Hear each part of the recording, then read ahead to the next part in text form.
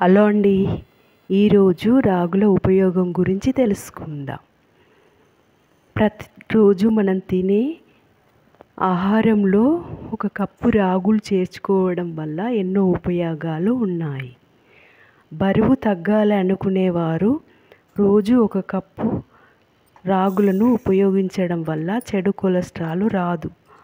పిల్లలకి రోజు మొలకలు వచ్చిన రాగులను ఎండబెట్టి పౌడర్ చేసి పాలలో వేసి ఇవ్వడం వలన వాళ్ళ బోన్స్ దృఢంగా తయారవుతాయి.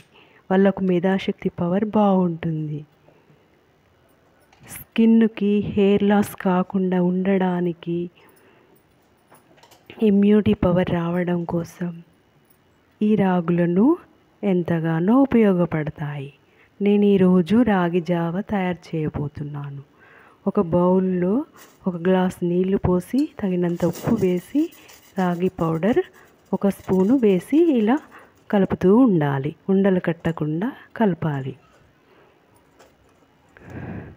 ఇందులో ఐరన్ ఉంటుంది.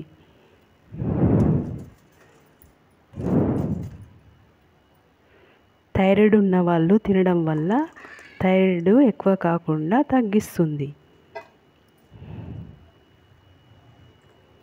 ఇలా 1 గ్లాసులో రాగి జావ వేసుకొని అందులో కొంచెం సల్లలాగా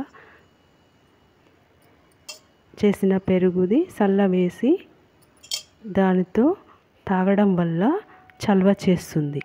మనం రాగులతో రొట్టె, ఇడ్లీ, దోశలాగా తయారు చేసుకోవచ్చు. ఈ రాగుల వలన ఎన్నో ఉపయోగాలు ఉంటాయి. దంతాలకు చాలా మంచిది.